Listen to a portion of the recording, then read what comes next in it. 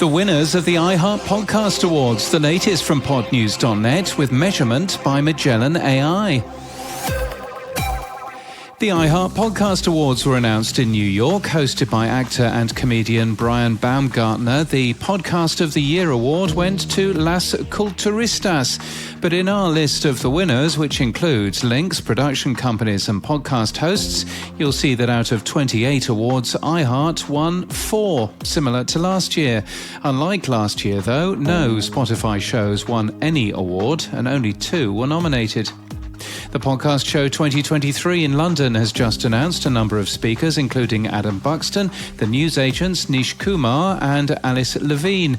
I will also be speaking. You can use code PODNEWS for a discount.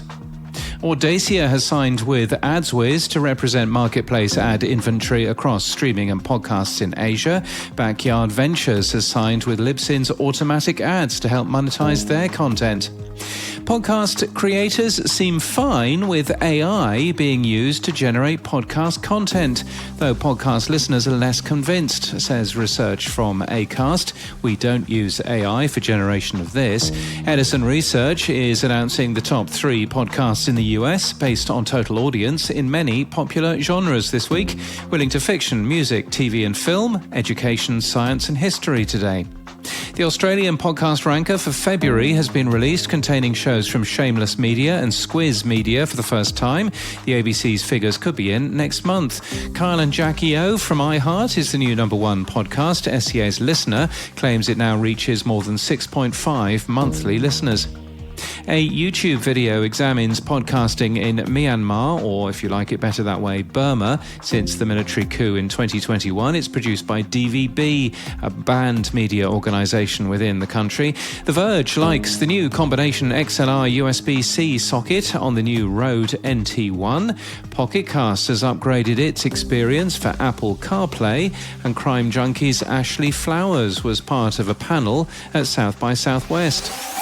In People News, Devon Taylor has been made senior editor of The Daily from the New York Times. She joins from Spotify's Gimlet. I'm very excited to join this extremely talented team, she tweets, and dive headfirst into the world of daily news.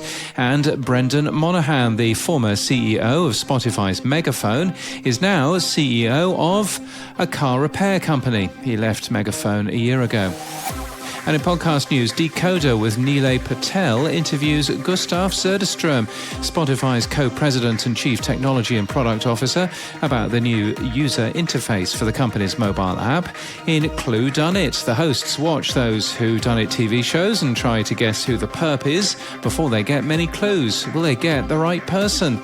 They say they're not keeping score. But what do you think? One of the newest podcasters is The Pope.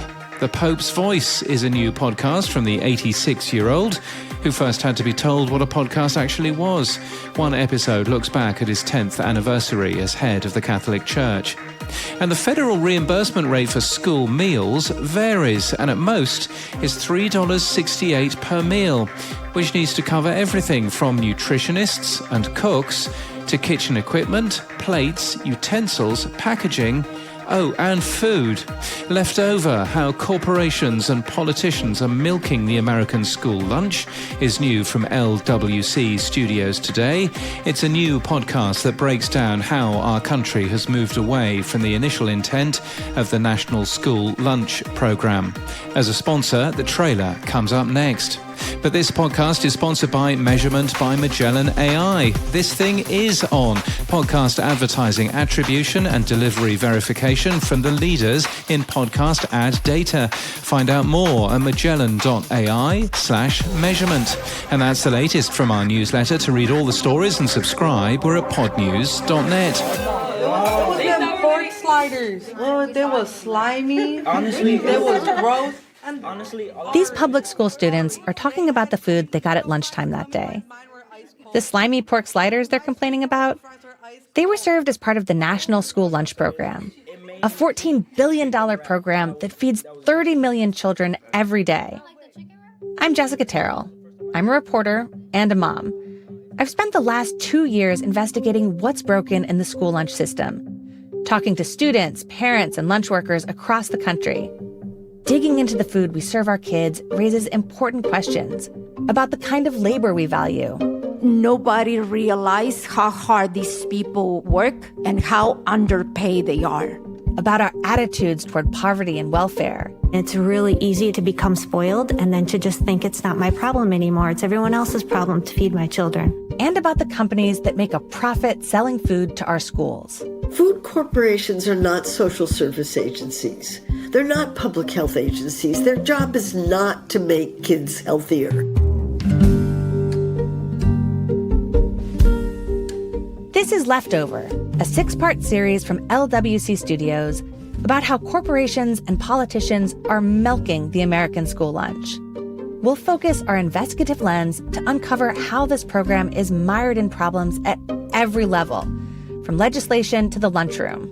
We'll also meet the people fighting for the healthy and tasty foods students deserve. If nobody's gonna give us a voice, we have to make our own voice. We gotta scream louder until they hear us. Leftover is an original production of LWC Studios and was funded by grants from the W.K. Kellogg Foundation and the Robert Wood Johnson Foundation. Subscribe or follow on Apple Podcasts, Spotify, Amazon Music, or anywhere you listen to podcasts. And follow the show on social media at @leftover_pod.